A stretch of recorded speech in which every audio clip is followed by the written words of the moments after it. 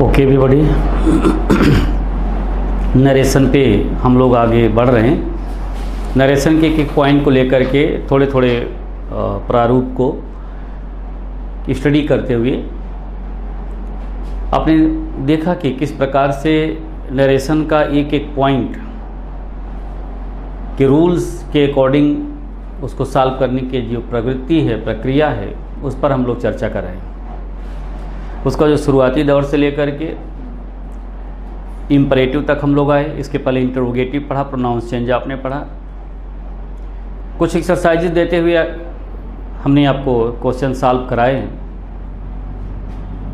और जितना अधिक से अधिक आप उस पर अभ्यास कर सकते हो, प्रैक्टिस कर सकते हो, वो आपके लिए बड़ा भी बेनिफिशियल रहेगा। That will be very good one for you and very profitable and very excellent one in the way.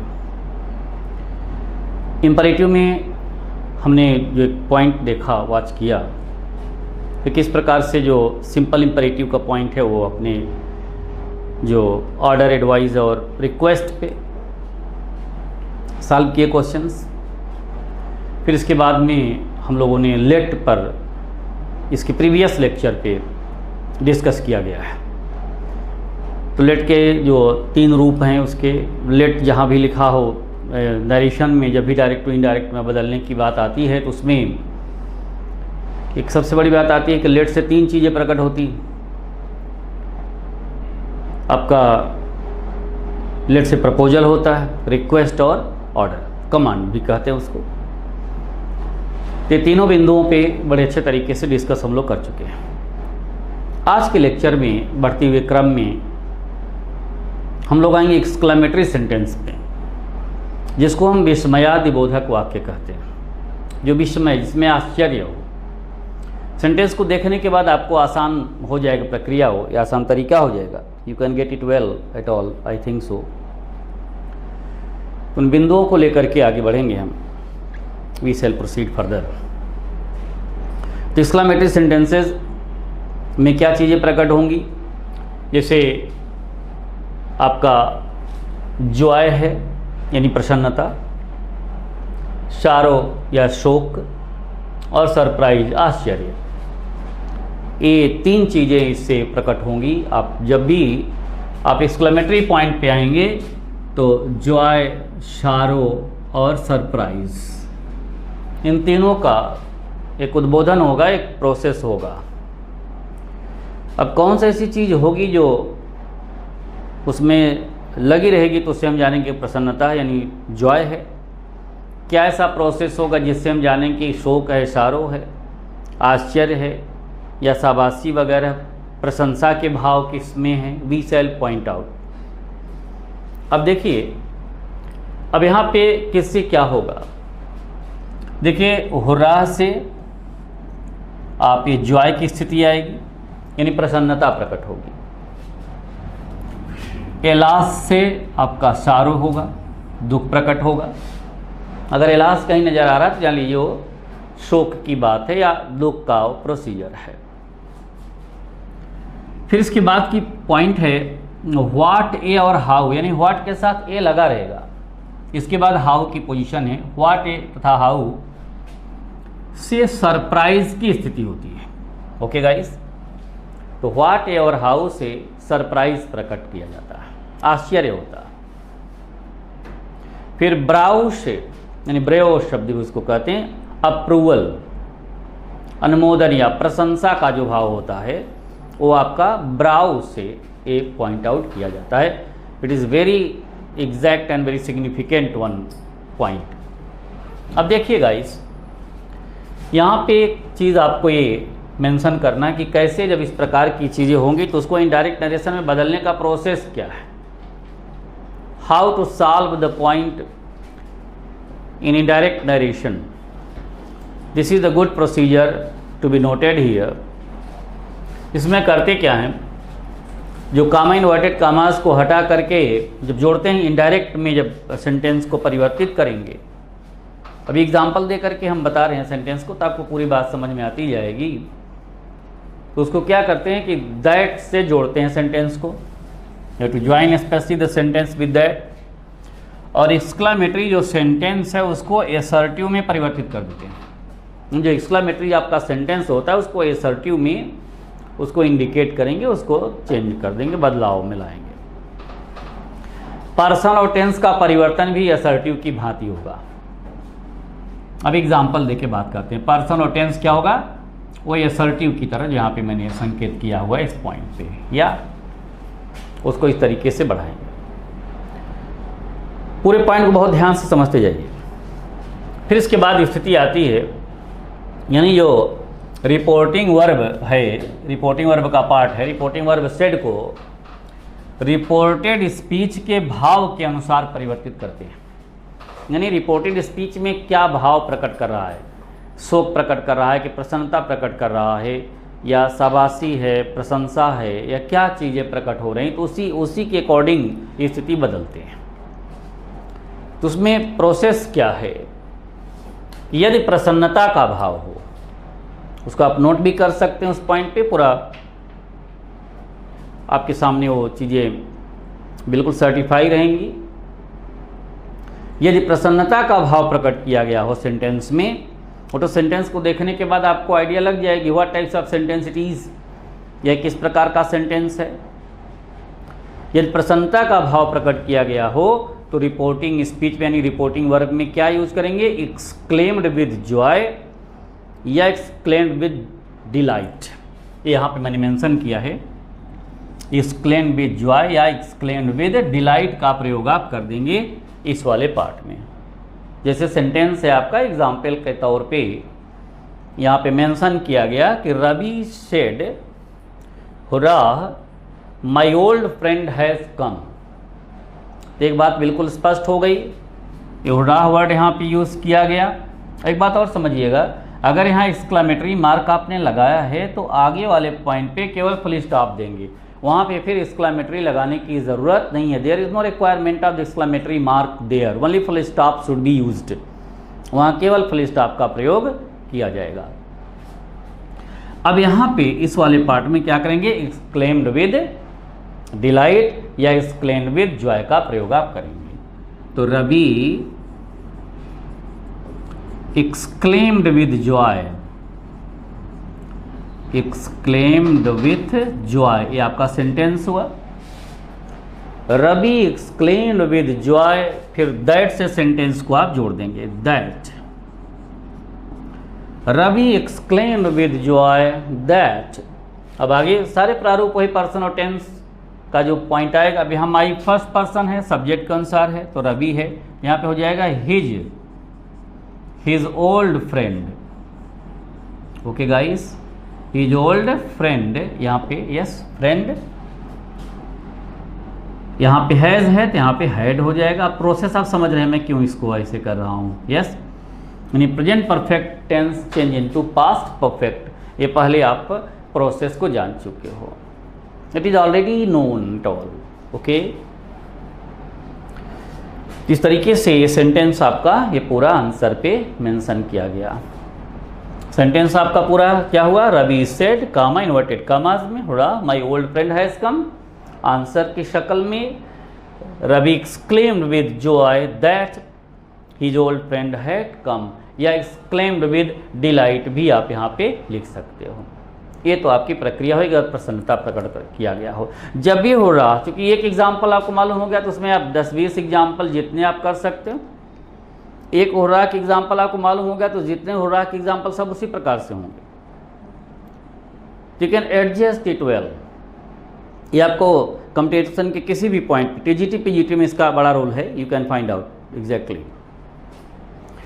और फिर इसके बाद में आगे बढ़ते हैं।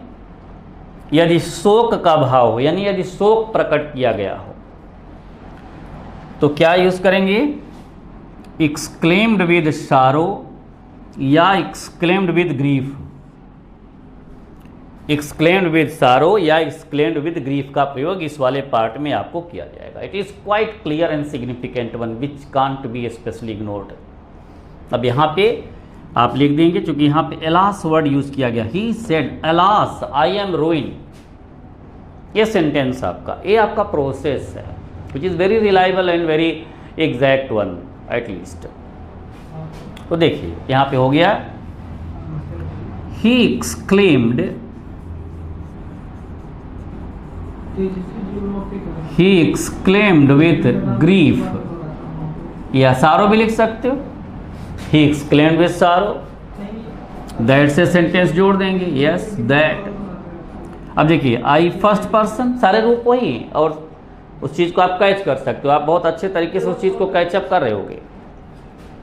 he exclaimed with grief that I first person का जो सब्जेक्ट ही है, यहाँ पे ही हो गया, yes। एम है यहाँ पे was, that he was ruined, ये आपका आंसर हो गया। अब इस ग्रामर के इस पॉइंट को, ग्रामर के इस टच को बड़े अच्छे तरीके से वॉच करते जाइए। You should note it, you should know it very exactly and promptly, the process at all, very sharp way, yes. अब यहाँ पे सेंटेंस है, ही सेड टू अस है, ब्राव यू हैव डन वेल। अब हाँ, ये बात आपको समझनी होगी। यहाँ पे प्रशंसा का अगर भाव है आपका, just I am going to tell you, मैं समझता हूँ कि ये सेंटेंसेज आपने ऊपर के वाच कर लिए होंगे, लिख लिए होंगे।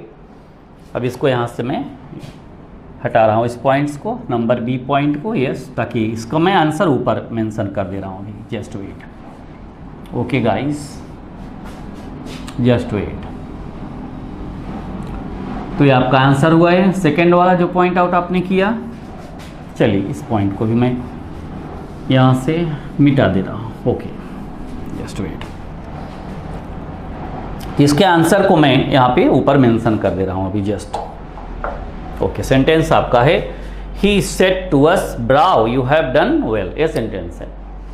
अभी ब्राव आ गया तो इसका मतलब इस प्रकार का जब सेंटेंस अगर आ जाए, ब्राव मतलब प्रशंसा हो गई, तो जब इस प्रकार का वर्ड यूज किया गया यहाँ पे, तो आप इस वाले पार्ट में, it means in the reporting speech या रिपोर्टिंग वर्ब में क्या यूज करेंगे, प्रेज्ड या अपलाड यूज किया जाएगा। क्या यूज किया जाएगा, प्रेज्ड या अपलाडेड।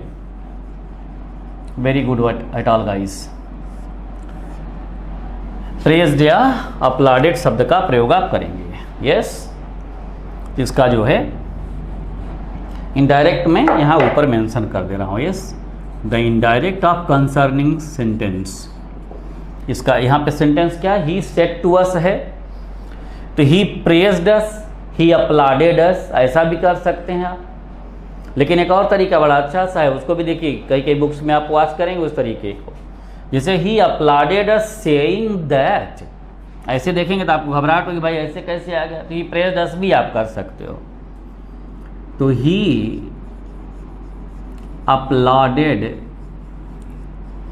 अस सेइंग दैट, या he praised us saying that, okay. इसके बाद तुरंत आप प्रोनाउन पे आ जाइए, यूज सेकेंड पर्सन का है। अब ब्राउ के लिए अपलाडेड वर्ड आया हुआ है यहाँ पे, फिर ब्राउ यूज नहीं करना है वहाँ पे।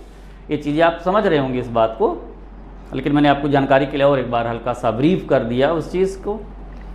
तो he applauded us saying that, use second person according to object है, तो ऑब्जेक्ट अस है, तो यहाँ पे वी कर देंगे, यस। हैव है तो यहाँ पे हैड हो गया, वी हैड डन वेल, ये आपका आंसर हो गया। It's very absolute and very significant answer which you got in terrific way. He applauded us saying that we had done well in the very exact and very prompt manner, prompt way, okay. तभी आपने इस प्रकार के points पे देखे। अभी जब sentence में व्हाट और हाउ के प्रयोग की स्थिति आएगी, तो उसको आप कैसे करोगे, उस पर भी हम थोड़ा सा एग्जाम्पल अभी मेंशन कर दे रहे हैं, वेरी एग्जैक्ट वन।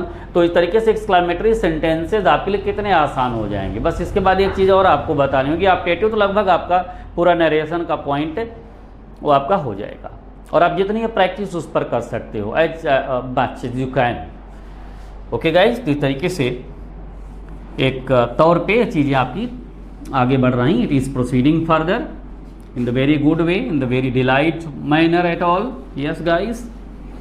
अब देखिए just two examples concerning what or how पे based, just I am pointing it out guys। जैसे राम said to me, ये सेंटेंस है डायरेक्ट में, okay guys. Ram said to me, comma inverted commas में, very exactly, how fast you are walking, how fast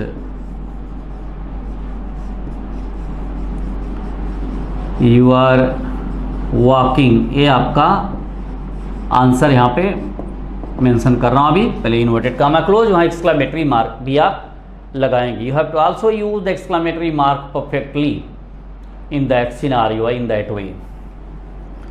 have to points out into indirect narration in the very exact form. Next one sentence more, इसी direct में आपको handle किया गया। Okay, जैसे ही said है, he said comma inverted commas में उसको आपको मेंशन किया गया। वाट फूल, यहाँ पे इस सेंटेंस आया, वाट अ fool I M, exclamatory mark यहाँ पे लग गया। यस, इनडायरेक्ट नरेशन में आपको इसको हैंडल करना है। You have to handle this situation, you have to handle this point into this way, into indirect narration in the very exact format and exact way। अभी हम लोगों ने वाच किया गाइज किसके शुरुआती दौर को, कैसे कि एक्सक्लेमेटरी मार्क कैसे आप सॉल्व करने की पोजीशन में आ रहे हो जब सेंटेंस में आपके जॉय है, सारो है और ब्राउ है, व्हाट ए और हाउ जैसे ऐसे सरप्राइजिंग इफेक्ट हैं, तो जान लीजिए आपका सेंटेंस तो एक्सक्लेमेटरी सेंटेंस है, उसको इनडायरेक्ट नरेशन में बदलने के प्रोसेस आपको दिए गए, उसके एग्जाम्पल दे करके समझाए गए। ओके, तो अभी आपने जो जहाँ पे जॉय की स्थिति है किस प्रकार से सेंटेंस सॉल्व करेंगे उस पर हमने डिस्कस किया। एक एग्जाम्पल दे करके हम आगे बढ़े, we proceeded specially with that example and next point पे हमने शोक प्रकट करने वाली चीज़ को जस्ट हमने मेंशन किया, फिर उसके बाद में ब्राउ वाले सेंटेंस को पॉइंट आउट कर दिया गया। अब जो सेंटेंस सामने है आपका, जो जैसे व्हाट ए और हाउ अगर आए सेंटेंस में तो उसको कैसे आप सॉल्व करोगे, यानी इस वाले पार्ट में आप एक्सक्लेम्ड वर्ड यूज करोगे। अगर व्हाट ए और हाउ का प्रयोग यहाँ पे है तो इनडायरेक्ट नरेशन में सॉल्व करते समय गाइस इस वाले पार्ट में एक्सक्लेम्ड वर्ड केवल यूज कर देंगे, दैट इज ऑलराइट, एक्सक्लेम्ड। तो यहाँ पे हो जाएगा राम एक्सक्लेम्ड। अब यहाँ एक्सक्लेम्ड मी लिखने की जरूरत नहीं है क्योंकि आगे मी का भाव आ जाएगा, तो there is no requirement of use me here. तो आप ऐसे भी कर सकते हो इस आंसर को, Ram exclaimed. Okay guys, Ram exclaimed that, Ram exclaimed me that, ऐसे भी आप कर सकते हो क्योंकि आप सोचोगे मी क्यों नहीं लगाया गया, क्योंकि मी के आगे भाव अभी इससे स्पष्ट हो जाएगा, तो that is not use of that. तो राम एक्सक्लेम्ड दैट। अब देखिए you second person according to object me है तो यहाँ पे आई हो गया। Okay, I was walking. Okay guys, just wait, I was walking. जैसे आप ट्रांसफॉर्मेशन करते हैं, क्योंकि एडजेक्टिव से पहले वेरी शब्द का प्रयोग करते हैं, ओके, उस प्रकार से। तो आई वॉज वॉकिंग वेरी फास्ट, ये फास्ट बचा, उसके पहले क्या कर देंगे, वेरी लगा देंगे, वेरी फास्ट। ये आपका आंसर हो गया। एक ग्रामर की टॉपिक बड़ी अच्छी ट्रांसफॉर्मेशन है, उसमें एक्सक्लेमेटरी टू असर्टिव की टॉपिक्स है। Okay, you can get it very exactly at all. जो टीजीटी पीजीटी में उसका रोल आएगा तो उस पर भी देखेंगे, डिस्कस करेंगे। उस पर ट्रांसफॉर्मेशन है, नरेशन तो चल ही रहा, सिंथेसिस वगैरह का जो पॉइंट्स होता है उस पर भी बात कर ली जाएगी। ओके गाइस, और इसके बाद में एक और चीज़, जैसे फूल है यहाँ पे, तो उसके लिए वेरी फूल ना करिए, ग्रेट वर्ड यूज कर देंगे। अब एक ध्यान रखिए, कुछ ऐसे पॉइंट हैं जिन बिंदुओं का आपको जानना है। तो he exclaimed, yes, he exclaimed that. अब देखिए इसके बाद तुरंत आ जाइए, I first person according to subject, subject he है तो यहाँ पे आपने ही यूज कर लिया। Exclaim that he was a great fool, या ये आपका आंसर होगा, इसको ध्यान रखिएगा। He was grateful, that is the point at all. Okay, तो ये थोड़ा सा देखिए, इन दोनों सेंटेंस के डिफरेंसेस को देख लीजिए। How specially the sentence is pointed out in that criteria, in that way. So this is very exact and very significant promotion or promo at all. Yeah. तो अभी आपने एक्सक्लेमेटरी सेंटेंस के, देखिए एक और बात है, जैसे डायरेक्ट टू इनडायरेक्ट नरेशन, तो इनडायरेक्ट टू डायरेक्ट भी क्वेश्चन टच किए जाते हैं। इन दोनों पॉइंट्स पे आप अपने डिस्कस को मेंटेन रखिएगा। You have to maintain specially the such discussion. बस थोड़ा सा पॉइंट, जस्ट तुरंत हम इस पॉइंट को मैनेज कर रहे हैं गाइस। अब इसके बाद फिर अगले लेक्चर में आगे हम बात करेंगे उस पॉइंट्स पे। ओके, थोड़ा सा बिंदु को देख लें, वेरी लिटिल पॉइंट। इसमें क्या है, जैसे ही said what a fool I am है, तो यहाँ पे he exclaim that he was grateful, जैसे सेंटेंस हुआ है इस प्रकार के सेंटेंस आए तो ऐसे आप करिएगा। फिर इसके बाद में जो जैसे फास्ट वाला पॉइंट हुआ, रमे क्या है, राम है, yes, Ram exclaim that I was walking very fast. देखिए यहाँ पे मैंने मी क्यों नहीं लगाया, क्योंकि यहाँ पे देखो ये आई आ गया ना, तो मी का भाव वो स्पष्ट हो गया है। इस प्रकार से गाइस आपका ये एक्सक्लेमेटिव टू असर्टिव सेंटेंस जो पॉइंट आउट किया जाता है डायरेक्ट टू इनडायरेक्ट नरेशन में, उस पर हमने डिस्कस किया। अब इस पर जितनी एक्सरसाइजेज आप कर सकते हो आप उसको करने की कोशिश करिएगा। Okay, tries your best at all. और एक चीज़ और, अब इसके बाद में हम लोगों का जो लेक्चर होगा उस पर एक पॉइंट है ऑप्टेटिव सेंटेंस। इसके बाद नरेशन का जो पूरा पॉइंट है लगभग आप खुद ही समझ रहे होंगे, उसको हो गया। और एक चीज़ और, उसकी बारीकियों को समझते हुए मैं आपको ये बता दूं, जैसे कुछ चीज़ें हैं उसको मैंने बहुत थोड़ा सा ब्रीफ कर दिया था उस पॉइंट को, उस तो जैसे टेंस पे बेस्ड क्वेश्चन है तो उन पर भी एक्सरसाइज करते हो। फिर जो यूनिवर्सल ट्रूथ वाली चीज़ें वो परिवर्तित नहीं होंगी, और जो हैबिचुअल चीज़ें हैं वो परिवर्तित नहीं होंगी। इस पर आप से चूँकि अपने बुक्स से भी आप सहारा लेकर के इन सब चीज़ों को आप देख सकते हो। Okay guys, thank you very much specially for maintaining this criteria. Alright.